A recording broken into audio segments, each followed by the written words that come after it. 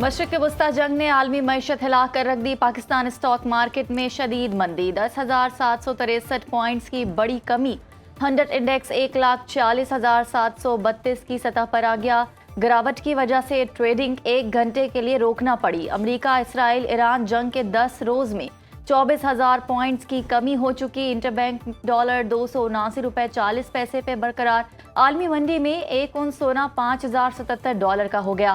عالمی منڈی میں خام تیل کی قیمت میں 29% اضافہ، برینٹ کروڈ آئل کی فی بیرل قیمت $119.50 تک پہنچ گئی۔ WTI کروڈ آئل 27% مہنگا، WTI کروڈ کا ایک بیرل $115.57 میں فروخت۔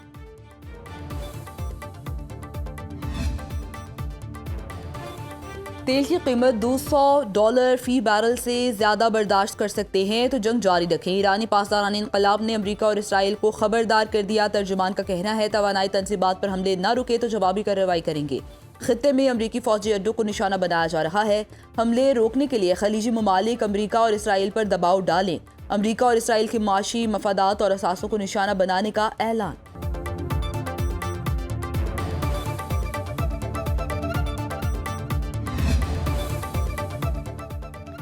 ایران کی توانائی صنعت کو نشانہ نہیں بنائیں گے، امریکہ کے وزیر توانائی کرس رائٹ کا اعلان۔ انٹرویو میں کہا، امریکہ ایران کی توانائی کی صنعت تیل یا قدرتی گیس کے ذخائر کو نشانہ نہیں بنانا چاہتا۔ اسرائیل نے تہران اور اس کے ارد گرد تیل کے ذخائر کرنے کے مراکز پر حملے کیے، جن کے نتیجے میں بڑے پیمانے پر آگ لگی۔ تیل کی قیمتوں میں اضافے کے باوجود پیٹرولیم اور گیس صنعت میں خلل عارضی ہوگا۔ بدترین صورت میں بھی یہ چند ہفتوں کا معاملہ ہے، مہینوں کا نہیں۔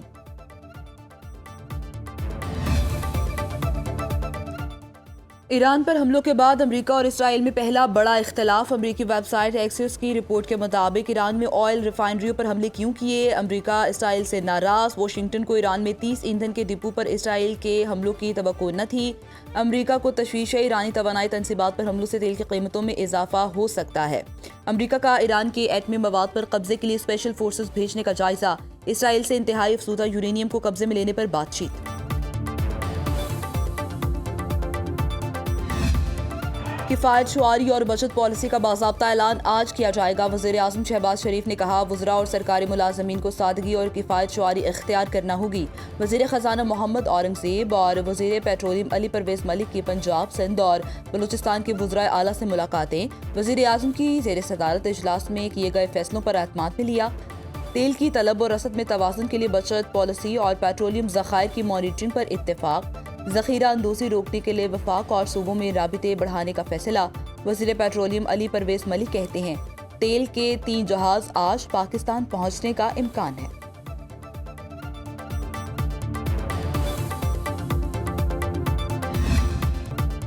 پیٹرولیم مصنوعات مہنگی ہونے کے بعد مہنگائی کی نئی لہر، مہنگائی کی شرح بڑھ کر 11% ہونے کا خدشہ۔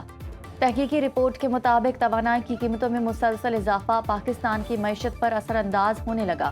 کنزیومر پرائس انڈیکس پر تیل کی قیمتوں کے براہ راست اثرات، ٹرانسپورٹ اور خوراک کی لاگت کے ذریعے مہنگائی میں اضافہ، ایندھن کی قیمتوں میں 20% اضافہ مہنگائی کی شرح میں 1.2% کا اضافہ کرتا ہے۔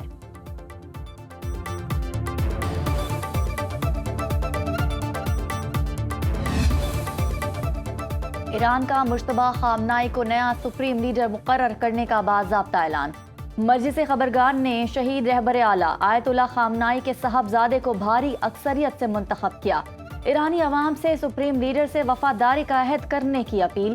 صدر مسعود پزشکیان کی نئے سپریم لیڈر کو مبارکباد۔ مجلس خبرگان کے فیصلے کو دانشمندانہ اور فیصلہ کن قرار دیا۔ مسعود پزشکیان نے کہا کہ مشتبہ خامنائی کی تقرری ایران کے لیے طاقت اور وقار کے نئے دور کا آغاز ہے۔ نئی قیادت کے تحت قومی اتحاد مزید مضبوط ہوگا۔ ایران دشمن قوتوں کی سازشوں کا مقابلہ کرنے کے لیے متحد رہے گا۔ رہبر اعلیٰ مشتبہ خامنائی کی حمایت میں ایران میں ریلیاں، نئے سپریم لیڈر کا اعلان ہوتے ہی شہری سڑکوں پر نکل آئے۔ ایران میں اسلامی انقلاب کے بعد مجتبی خامنائی تیسرے supreme leader. National security council کے سیکریٹری جنرل علی لاریجانی نے کہا، مجلس خبرگان نے حملوں کے باوجود نئے سپریم لیڈر کا انتخاب کیا۔ موجودہ حساس حالات میں نیا لیڈر ملک کی رہنمائی کر سکتا ہے۔ ایرانی وزیر خارجہ عباس عراقچی کہتے ہیں، نئے سپریم لیڈر کا اعلان شب قدر کی پہلی بابرکت رات پر سامنے آیا۔ ایرانی قوم کے حقوق کے دفاع سے پیچھے نہیں ہٹیں گے۔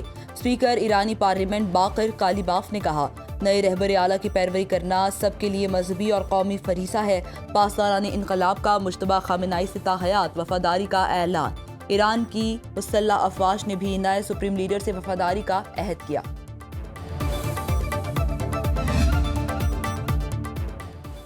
ایران کے نئے سپریم لیڈر مجتبی خامنہئی جاری جنگ میں زخمی بھی ہوئے۔ ایرانی سرکاری ٹی وی نے مجتبی خامنہئی کو جانباز رمضان قرار دیا۔ نئے سپریم لیڈر انگریزی زبان میں مہارت رکھتے ہیں، نفسیات اور سائیکو انالیسس کے خصوصی کورس کیے، جدید ٹیکنالوجی، عسکری علوم اور سیکیورٹی امور پر دسترس حاصل۔ مجتبی خامنہئی سیاسی اصولوں اور ریاستی انتظامی معاملات کا بھی تجربہ رکھتے ہیں۔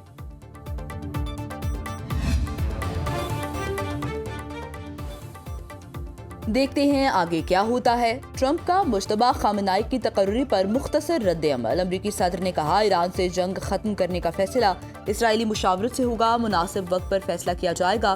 مزید بولے، عالمی سلامتی کے لیے تیل کی قیمتوں میں عارضی اضافہ معمولی قیمت ہے، صرف احمق لوگ اس سے مختلف سوچیں گے۔ امریکی صدر کا اماراتی ہم منصب سے ٹیلی فونک رابطہ، ایرانی حملوں پر تبادلہ خیال، جنگ کے خطے اور عالمی سلامتی پر ممکنہ اثرات پر بھی غور۔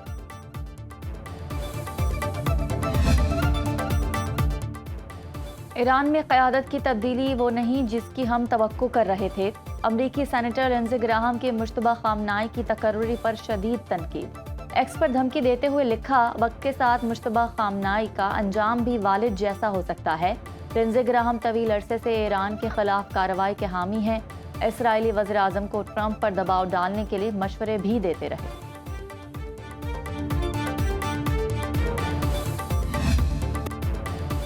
ایران کی اسرائیل پر غدیر عماد اور خیبر شکن میزائلوں کی بارش۔ آپریشن وعدہ صادق چہارم کی 30ویں لہر علی ولی اللہ کے نام سے منسوب۔ تل ابیب، حیفا اور بیرشیبا دھماکوں سے گونج اٹھے۔ ایرانی حملوں سے وسط اسرائیل میں متعدد عمارتیں ملبے کا ڈھیر بن گئیں۔ اسرائیلی وزارت صحت کے مطابق جنگ میں اب تک 15 اسرائیلی جہنم واصل، 2000 سے زائد زخمی۔ سینٹ کام کے مطابق ایرانی حملوں میں ہلاک امریکی فوجیوں کی تعداد 8 ہو گئی۔ ایرانی پاسداران انقلاب کا 4 امریکی میزائل شکن دفاعی ریڈار تباہ کرنے کا دعویٰ۔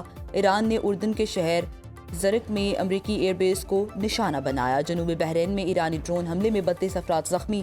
سعودی علاقے الخرج میں میزائل گرنے سے 2 افراد جاں بحق، 12 زخمی۔ امریکہ کی اپنے سفارتی عملے کو فوری سعودی عرب چھوڑنے کی ہدایت۔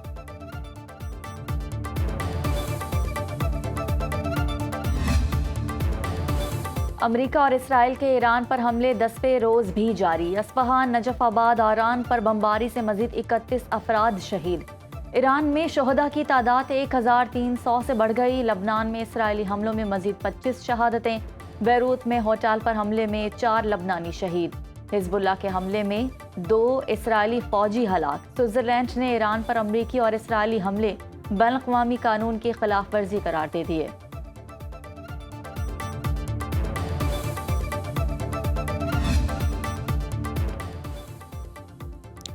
فرانسیسی صدر کا ایرانی ہم منصب سے ٹیلی فونک رابطہ، خطے کے ممالک پر حملے فوری روکنے کا مطالبہ۔ آبنائے ہرمز میں جہاز رانی کی آزادی یقینی بنانے پر زور۔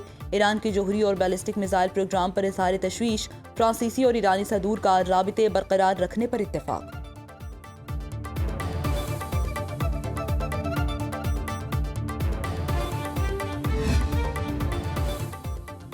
روسی وزیر خارجہ اور اماراتی ہم منصب شیخ عبداللہ بن زائد میں ٹیلی فونک رابطہ، مشرق وسطی جنگ کی صورتحال پر تشویش کا اظہار۔ ماسکو کا کشیدگی کم کرنے کے لیے فوری اقدامات کی ضرورت پر زور۔ روسی اور اماراتی وزرائے خارجہ کا سویلین تنصیبات پر حملے روکنے کا مطالبہ۔ خطے میں طویل المدتی سلامتی کے لیے سفارتی کوششیں جاری رکھنے پر اتفاق۔ اماراتی صدر شیخ محمد بن زائد کا وزارت دفاع کا دورہ۔ فوج کی ہنگامی حالات سے نمٹنے کی صلاحیتوں کا جائزہ لیا گیا۔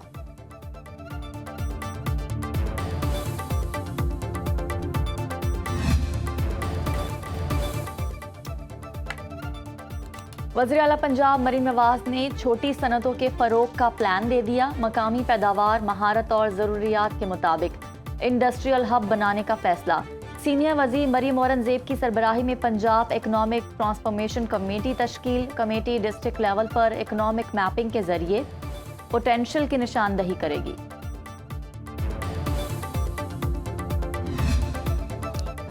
دریائے جہلم کے کنارے واقع سرائے عالمگیر کی شاہی مسجد مغل بادشاہ اورنگزیب عالمگیر کے دور میں تعمیر ہونے والی تاریخی مسجد فن تعمیر کا عمدہ نمونہ ہے۔